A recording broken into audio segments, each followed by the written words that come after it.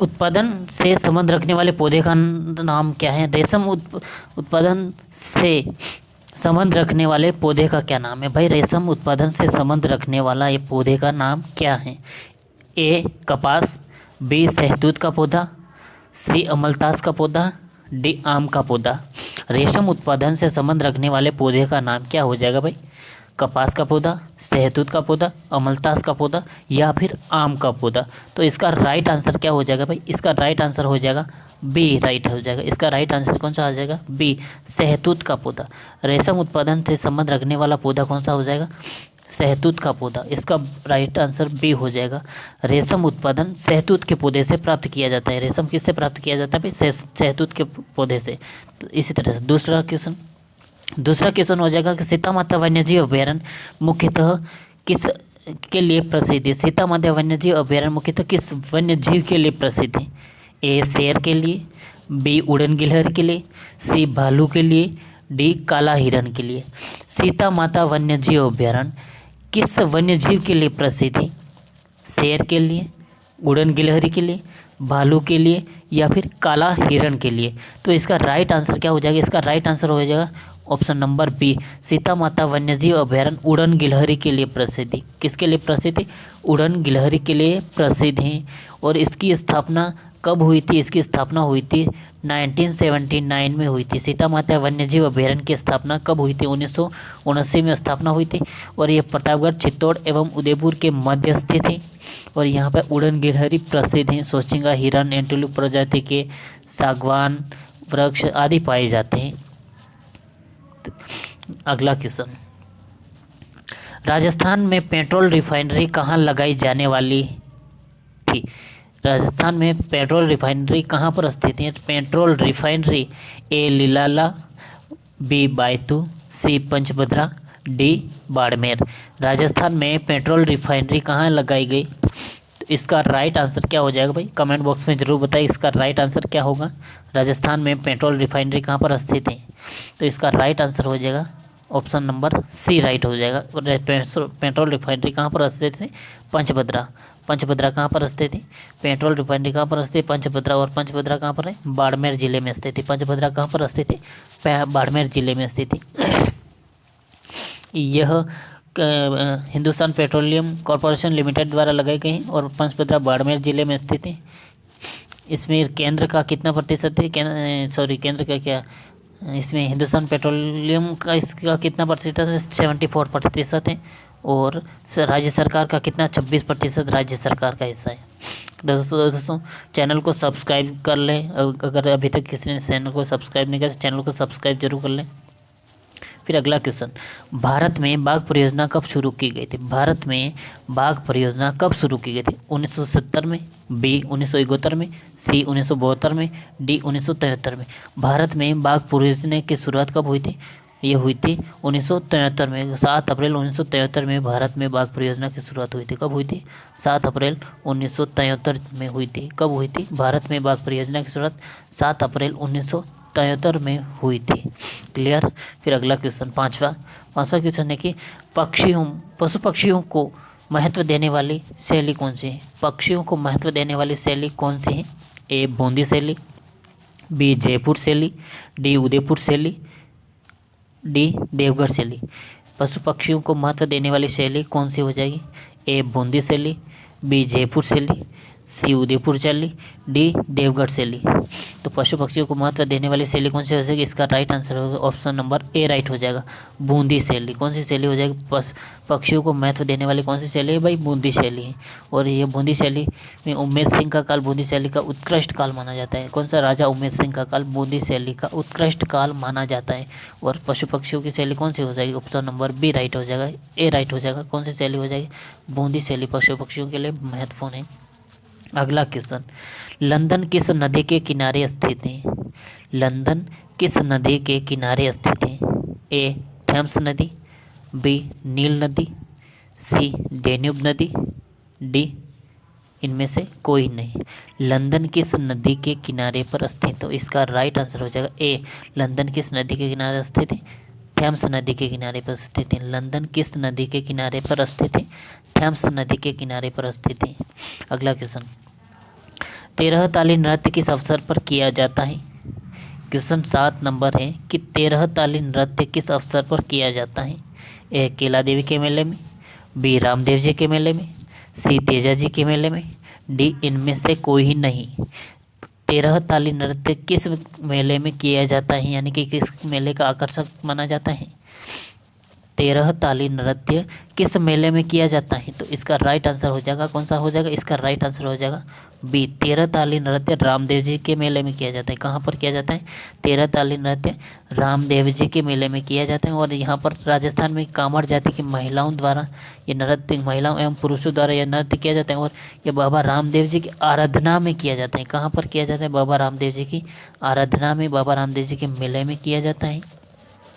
और यह 13 मंजीरों की सहायता से किया जाता है, 13 भंगिमाओं के साथ।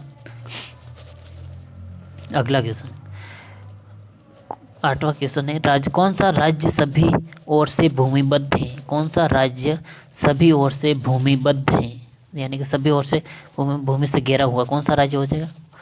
ए महाराष्ट्र, बी गुजरात, सी आंध्र प्रदेश, डी छत्तीसगढ़।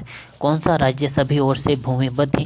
तो इसका राइट आंसर कौन सा हो जाएगा? ऑप्शन नंबर डी, छत्तीसगढ़ राज्य सभी ओर से भूमिबद्ध, यानी कि सभी ओर से घिरा हुआ है वो भूमि से। कौन सा राइट हो जाएगा? ऑप्शन नंबर डी, छत्तीसगढ़ राज्य सभी ओर से भूमिबद्ध है। और क्वेश्चन नंबर है 9, राष्ट्रीय ध्वज में कितने स्पोक होते हैं? राष्ट्रीय ध्वज में यानी कि तिरंगे में कितने स्पोक होते हैं? वो तिल्लियाँ लगी होती, गोल गोल होता है ना, उसके चक्र के अंदर तिल्लियाँ लगे होते हैं, वो कितनी तिल्लियाँ हैं? तो कितना है राष्ट्रीय ध्वज में, कितने स्पोक हैं? ए 20, सी बी 24, सी 25, डी 30। राष्ट्रीय ध्वज में कितने स्पोक है? तो इसका राइट आंसर क्या हो जाएगा? इसका राइट आंसर हो जाएगा बी, राष्ट्रीय ध्वज में कितने स्पोक है? 24 स्पोक है। राष्ट्रीय ध्वज में कितने स्पोक है? 24 स्पोक है, जो कि 24 घंटों का द्योतक है। और यह राष्ट्रीय ध्वज को कब अपनाया गया था? 22 जुलाई 1947 को अपनाया गया था। राष्ट्रीय ध्वज को कब अपनाया था? 22 जुलाई 1947 को अपनाया गया था राष्ट्रीय ध्वज को। क्वेश्चन नंबर 10, महाराणा प्रताप मुगल सेना से बचकर किस स्थान पर छुपे थे? महाराणा प्रताप मुगल सेना से बचकर किस स्थान पर छुपे थे? ए दक्षिण भारत में, बी चाचन की पहाड़ियों में, सी मालवा में, डी इनमें से कोई नहीं। महाराणा प्रताप किस मुगल सेना से बचकर किस स्थान पर छुपे थे? तो इसका राइट आंसर क्या हो जाएगा? इसका राइट आंसर हो जाएगा दोस्तों बी, महाराणा प्रताप चाचन की पहाड़ियों में छुपे थे। मुगल सेना से बचकर कहाँ पर छुपे थे? चाचन की पहाड़ियों में। इसका राइट आंसर बी राइट हो जाएगा दोस्तों, महाराणा प्रताप चाचन की पहाड़ियों में छुपे थे। अगला क्वेश्चन 11वां, प्रकाश का विलोम शब्द क्या है? भाई प्रकाश का विलोम शब्द क्या है? ए सूर्य, बी चंद्रमा, सी अंधेरा, डी उजाला। प्रकाश का विलोम शब्द क्या है? विलोम शब्द पूछ रहा है, तो प्रकाश का विलोम शब्द यानी कि उसका बिल्कुल विपरीत। विलोम शब्द का मतलब है उसका विपरीत, तो प्रकाश का मतलब उजाला और इसका विलोम शब्द हो जाएगा अंधेरा। इसका राइट आंसर क्या हो जाएगा? सी नंबर, क्वेश्चन 11 का राइट आंसर सी हो जाएगा। इसका ऑप्शन सी राइट हो जाएगा, अंधेरा। प्रकाश का विलोम शब्द होता है अंधेरा। क्वेश्चन नंबर 12 है कि विश्व की सबसे गहरी गर्त समुद्री गर्त कौन से है? विश्व की सबसे गहरी समुद्री गर्त कौन से है? ए नाहरटन, बी चैलेंजर्स, सी मैनहट्टन, डी रिचार्ड। विश्व की सबसे गहरी समुद्री गर्त कौन से है?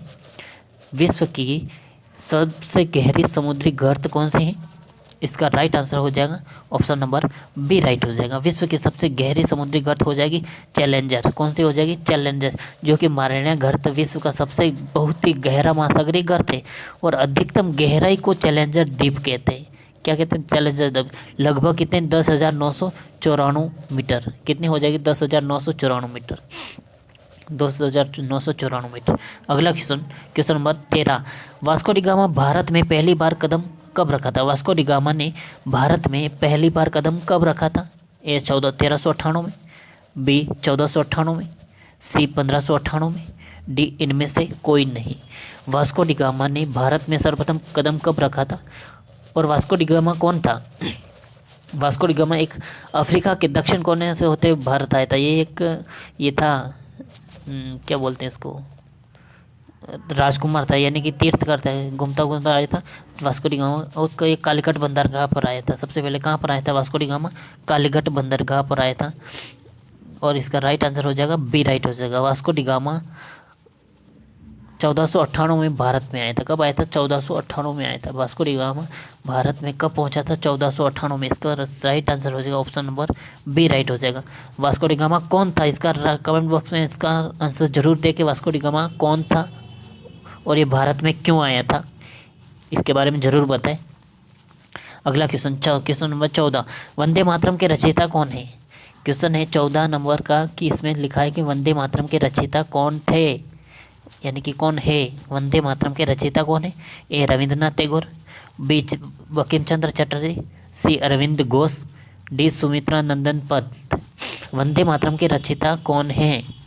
तो इसका राइट आंसर हो जाएगा option number B. Vande Mataram के रचयिता हैं बंकिम चंद्र चटर्जी। और रविंद्रनाथ टैगोर किसके रचयिता हैं? राष्ट्रगान के रचयिता हैं रविंद्रनाथ टैगोर। किसके रचयिता? राष्ट्रगान। और वंदे मातरम के रचयिता कौन हो जाएगा? Bankim Chandra Chatterjee. Option number B right हो जाएगा। अगला क्वेश्चन नंबर 15, ऊँट के मुंह में जीरा का अर्थ क्या होता है? ऊँट के मुंह में जीरा यानी कि इसका अर्थ क्या होगा? ए अत्यंत कम, बी बहुत अधिक, सी कुछ भी नहीं, डी इनमें से कोई नहीं। ऊँट के मुंह में जीरा, इसका राइट आंसर क्या हो जाएगा भाई? इसका राइट आंसर हो जाएगा ए। ऊँट के मुंह में जीरा का अर्थ है अत्यंत कम। ऊँट के मुंह में जीरा इसका अर्थ होता है बहुत ही कम। दोस्तों चैनल को सब्सक्राइब जरूर कर लीजिए। अगला क्वेश्चन नंबर 16, घी के दिए जलाना। घी के दिए जलाना इसका अर्थ क्या है? कि घी के दिए जलाना इसका अर्थ क्या हो जाएगा? ए प्रकाश करना, बी अंधेरा दूर करना, सी खुशी मनाना, डी इनमें से कोई नहीं। घी के दिए जलाना, प्रकाश तो तेल से भी कर सकते हैं, तो घी के दिए जलाने का मतलब होता है खुशी मनाना। ऑप्शन नंबर सी राइट हो जाएगा। घी के दिए जलाना इसका राइट आंसर क्या हो जाएगा? ऑप्शन नंबर सी राइट हो जाएगा। घी के दिए जलाना मतलब खुशी मनाना। खुशी के दिन होते हैं, कुछ भी होता है तो उस समय घी के दिए जलाते हैं। अगला क्वेश्चन नंबर 17, गदर पार्टी के नेता कौन? गदर पार्टी के नेता कौन थे? ए भगत सिंह, बी लाला हरदयाल, सी बाल Gangadhar Tilak, D B D Savarkar. गदर पार्टी के नेता कौन थे? क्वेश्चन आपके सामने दे रखा है कि 17 नंबर का क्वेश्चन है कि गदर पार्टी के नेता कौन थे। इसका राइट आंसर क्या हो जाएगा? इसका राइट आंसर हो जाएगा ऑप्शन नंबर बी राइट हो जाएगा। गदर पार्टी के नेता कौन थे? लाला हरदयाल, सोहन सिंह भकना, ये सारे गदर पार्टी के नेता थे। गदर पार्टी के नेता कौन है? लाला हरदयाल, सोहन सिंह भकना, ये आदि क्या है? गदर पार्टी के नेता थे। अगला क्वेश्चन नंबर 18। क्वेश्चन नंबर 18 है कि फ्रांस की राजधानी का नाम क्या है? क्वेश्चन नंबर 18 क्या है कि फ्रांस की राजधानी क्या थी? ए पेरिस, बी लंदन, सी मॉस्को, डी रोम। तो फ्रांस की राजधानी क्या हो जाएगी? ऑप्शन नंबर ए राइट हो जाएगा। इसकी राजधानी है पेरिस। फ्रांस की राजधानी क्या हो जाएगी? पेरिस। क्वेश्चन नंबर 19, लोगोवाला की लड़ाई किस जिले में हुई थी? क्वेश्चन नंबर 19 क्या है कि लोगोवाला की लड़ाई किस जिले में हुई थी? बाड़मेर जिले में, जैसलमेर जिले में, बीकानेर जिले में या जोधपुर जिले में? लोगोवाला की लड़ाई किस जिले में हुई थी? लोगोवाला की लड़ाई किस जिले में हुई थी? तो इसका राइट आंसर क्या हो जाएगा? इसका राइट आंसर हो गया ऑप्शन नंबर बी राइट हो जाएगा, जैसलमेर। लोगोवाला की लड़ाई जैसलमेर जिले में हुई थी। किस जिले में हुई थी? लोगोवाला की लड़ाई जैसलमेर जिले में हुई थी। और ये कब हुई थी? लगभग ये 1971 में हुई थी और ये भारत पाकिस्तान के मध्य हुई थी, जिसमें भारत के 120 सैनिक जो पाकिस्तान की 3000 फौज पर भारी पड़े थे बहुत। और इसे पाकिस्तानी सैनिकों का, पाकिस्तानी टैंकों का कब्रिस्तान कहा जाता है। लोगोवाला को क्या कहते हैं? पाकिस्तानी टैंकों का कब्रिस्तान कहा जाता है। क्वेश्चन नंबर 20, बिट्स क्या है और कहाँ पर स्थित है? बिट्स, BITS, बिट्स क्या है और कहाँ पर स्थित है? तो बिट्स क्या है और कहाँ पर स्थित? बिट्स ये है ऑप्शन नंबर सी राइट हो जाएगा। इसका कहाँ पर स्थित है? झुंझुनू जिले में स्थित है। बिट्स कहाँ पर स्थित है? झुंझुनू जिले में स्थित है। बिट्स क्या है? Bits Birla institute of technology of science, Pilani, Jhunjhunu में स्थित है। बिट्स भी क्या है? Birla institute of technology of science. Question number 21, Keoladeo राष्ट्रीय उद्यान कहाँ स्थित है? केवलादेव राष्ट्रीय उद्यान कहाँ स्थित है? ए भरतपुर जिले में, बी सवाई माधोपुर जिले में, सी धौलपुर जिले में, डी करौली जिले में।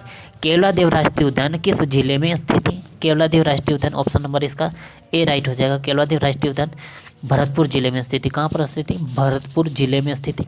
और इसकी स्थापना हुई थी 1956 में, 1956 में इसकी स्थापना हुई थी। और 1981 में इसे राष्ट्रीय उद्यान घोषित किया था। कब किया था? 1981 में। और 1985 में इसे यूनेस्को की धरोहर सूची में शामिल किया था। कब किया था? 1985 में। 1956 में स्थापना हुई थी, 81 में इसे राष्ट्रीय उद्यान का दर्जा मिला और 85 में इसके यूनेस्को की प्राकृतिक विश्व धरोहर में शामिल किया गया था। केलवतिया राष्ट्रीय उद्यान, इसे घना पक्षी विहार भी कहते हैं और यह भरतपुर जिले में स्थित है। क्लियर। फिर अगला क्वेश्चन हो जाएगा क्वेश्चन नंबर 22। जसवंत थड़ा कहाँ स्थित है? क्वेश्चन 22 न है, जसवंत थड़ा कहाँ पर स्थित है? ए जयपुर में, बी जोधपुर में, सी जैसलमेर में, डी उदयपुर में। जसवंत थड़ा कहाँ पर स्थित है? तो जसवंत थड़ा हो जाएगा जोधपुर जिले में स्थित है। ऑप्शन नंबर बी राइट हो जाएगा। जसवंत थड़ा कहाँ पर स्थित हो जाएगा? जसवंत थड़ा जोधपुर जिले में स्थित है। और राजा सरदार सिंह द्वारा महाराजा जसवंत सिंह की याद में सफ़ेद संगमरमर से निर्मित एक महल है, स्मारक है, शाही स्मारक। इस जसवंत थड़ा क्या है? जोधपुर में स्थित है। ऑप्शन नंबर बी राइट हो जाएगा। अगला क्वेश्चन नंबर 23 है कि पनामा नहर किन दो महासागरों को जोड़ती है? क्वेश्चन नंबर 23 क्या है कि पनामा नहर, कौन सी नहर? पनामा नहर किन दो महासागरों को जोड़ती है? पनामा नहर किन दो महासागरों को जोड़ती है? ए प्रशांत महासागर और अटलांटिक महासागर, बी प्रशांत महासागर और हिंद महासागर, सी हिंद महासागर अटलांटिक महासागर, डी प्रशांत महासागर और हिंद महासागर। पनामा नहर किन दो महासागरों को जोड़ती है? तो इसका राइट आंसर क्या हो जाएगा? ऑप्शन नंबर ए राइट हो जाएगा। पनामा नहर प्रशांत महासागर और अटलांटिक महासागर को जोड़ते हैं। और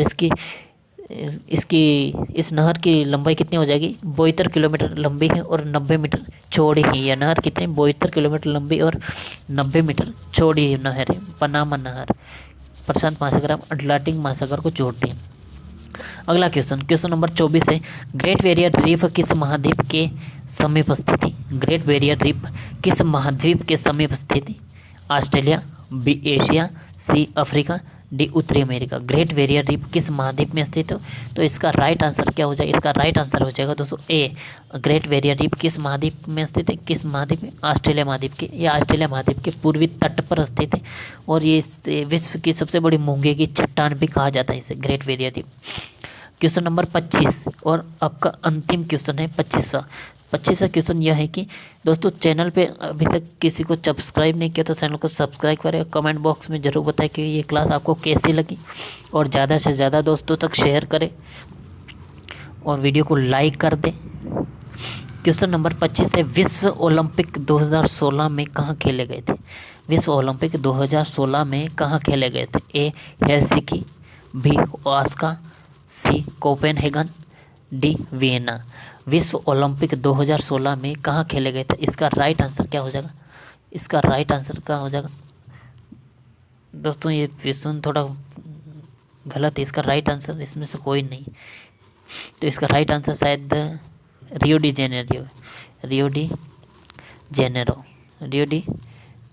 में स्थित है। विश्व ओलंपिक 2016 में कहाँ खेले गए थे? रियो डी जेनेरियो में खेले गए थे। ये सारे ऑप्शन इस गलत है, इसमें से कोई नहीं राइट नहीं। इसका राइट आंसर हो जाएगा रियो डी जेनेरियो। विश्व ओलंपिक 2016 में कहाँ खेले गए थे? रियो डी जेनेरियो में खेले गए थे।